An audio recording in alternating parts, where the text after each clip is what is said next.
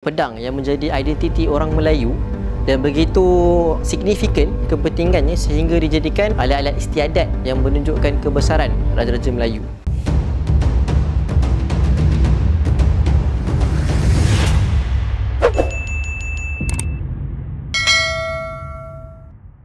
Assalamualaikum. Kali ini kita nak cerita sikit tentang dua pusaka ni yang selalu orang kata dipukul sama rata. Padahal berbeza ni. Yang di kanan ni adalah keris, yang di kiri ni adalah sundang. Jadi apa beza dia? Pertama sekali kita boleh tengok beza dia dari segi dia punya hulu dia belah atas ni. Kalau hulu keris macam ni. Okey. Kalau hulu sundang macam ni. Yang ni dia ada sampir dia sampai ke batang serunai sekali kan. Kalau macam ni dia tak ada sangat bentuk sampir macam keris. Kemudian kalau kita buka pun bilah untuk keris, ni bilah keris. Yang ni berlok lah. Lok berapa? Jom kita kira. 1, 2, 3, 4, 5, 6, 7. Yang ni contoh lok 7.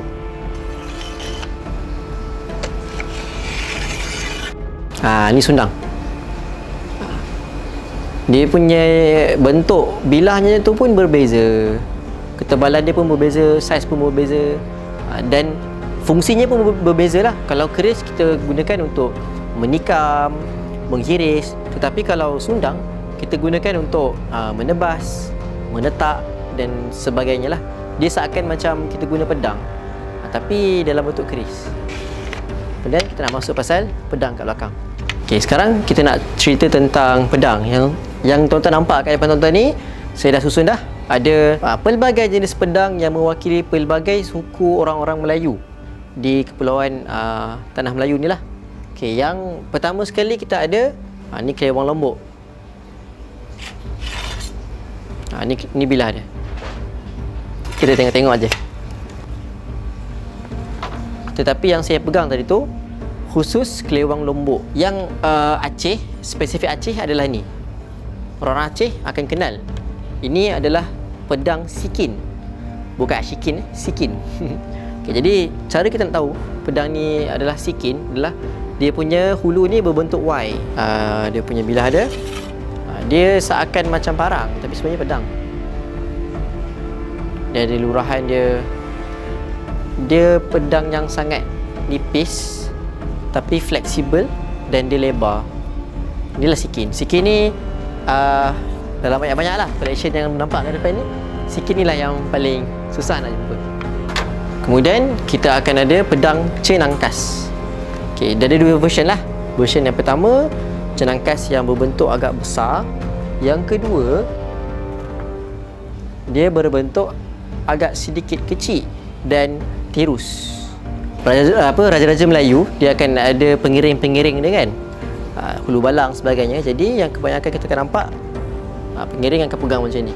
Pedang cenangkas ni adalah satu pedang yang menjadi identiti orang Melayu dan begitu signifikan kepentingannya sehingga dijadikan sebagai salah satu daripada alat regalia ataupun alat-alat istiadat yang menunjukkan kebesaran Raja-Raja Melayu. Kita tengok dia punya bilah dia. Ni bilah dia. Dia ada lurahan dia, lebar dan dia punya condong gitu. Ini adalah cenangkas. Alright. Kemudian kita ada juga pedang Melayu, buaya berenang. Pedang buaya berenang ni biasa kita jumpa di belah Sungai Manik kan? Dan juga peristiwa 13 Mei, di mana zaman tu banyaklah orang kata pedang buaya berenang adalah pedang orang Melayu. Bismillah. Ni contoh pedang Melayu buaya berenang. Dia ada dia punya kepala dia sikit. Ada lekuk kepalanya kat sini. Kemudian mata kat bawah ni. Okey.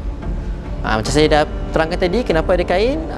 Kerana dia kadang-kadang kita nak menutup celah yang berada pada sarung tu lah. Kemudian seterusnya kita ada di belah Aceh juga. Ini namanya adalah Mio Apet.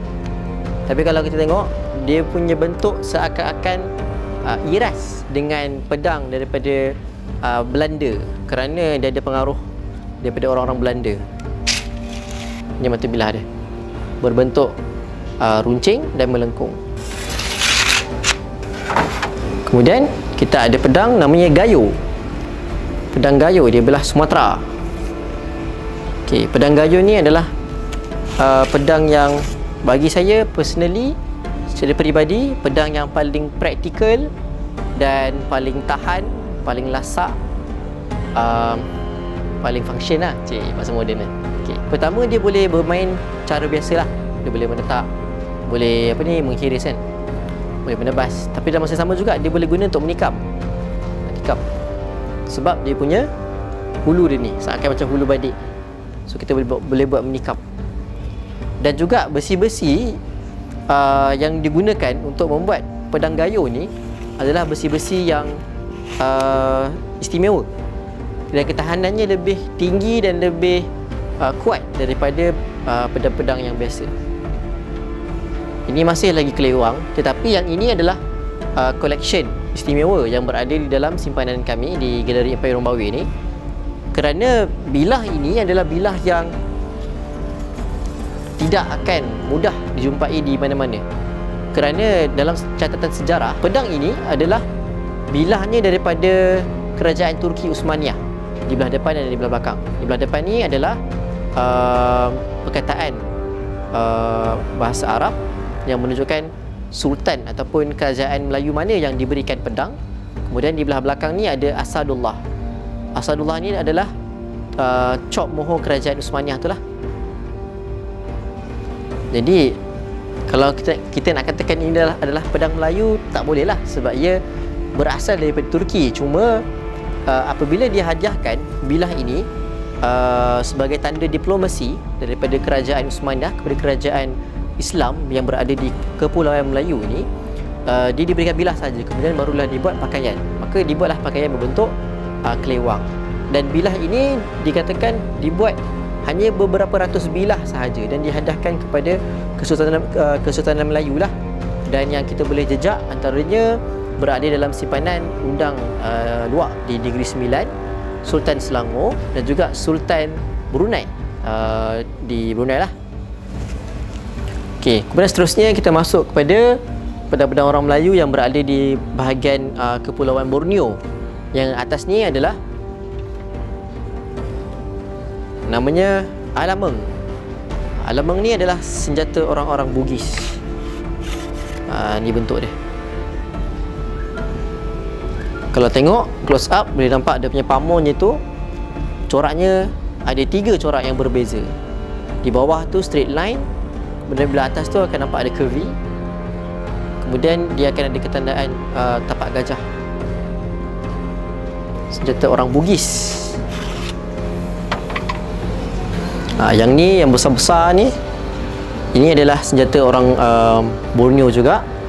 Senjata ni adalah senjata yang dicatatkan dalam catatan peneroka yang pertama sekali mengelilingi dunia, Ferdinand Magellan. Dia mencatatkan bahawa bila dia datang ke Kepulauan Filipina tu untuk menjajah, kumpulan mereka ini dikalahkan oleh orang-orang asli, orang-orang setempat dengan menggunakan pedang ni. Dan pedang ni kalau kita tengok dia akan ada bulu kat tepi ni. Yang last kali ni adalah senjata orang-orang Dayak. Okey.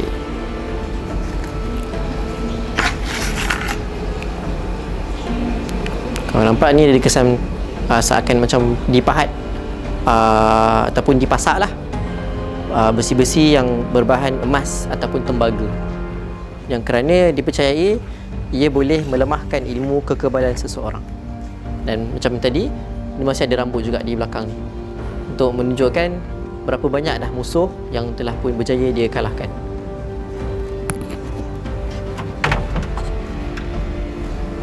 Itu je lah untuk bahagian pedang yang berada di Kepulauan Tanah Melayu. Jadi tuan-tuan, lepas dah tengok semua khazanah Melayu yang tersimpan di dalam galeri ni, tuan-tuan mesti nak datang kan? Okay, jadi tuan-tuan boleh datang ke Galeri Empayar Rombawi yang berada di area Bangi Gateway, Seksyen 15, Bandar Baru Bangi. Bangunan kami berada berhadapan dengan Starbucks Bandar Baru Bangi, ataupun tuan-tuan boleh cari landmark restoran di Salai Bangi Station. Dan juga dalam masa yang sama, kalau tuan-tuan berminat untuk sekadar datang tengok-tengok kan, silakan datang. Kiranya macam tuan-tuan boleh datang tengok barang-barang yang ada dekat museum, tapi tuan-tuan semua boleh hands on, boleh pegang, boleh tengok, boleh belik. Kalau macam kat museum kan kena bayar, lepas tu tengok di sebalik lemari je kan. Tapi ini boleh datang, boleh tanya, boleh pegang, insyaAllah. Last sekali, tuan-tuan kalau rasa nak organize majlis bertemakan warisan Melayu pun boleh juga datang ke sini, insyaAllah kita boleh tolong aturkan. Okay, datang ke Galeri Empayek Rombaway, Seksyen 15, Muanda Baru Bangi. Terima kasih.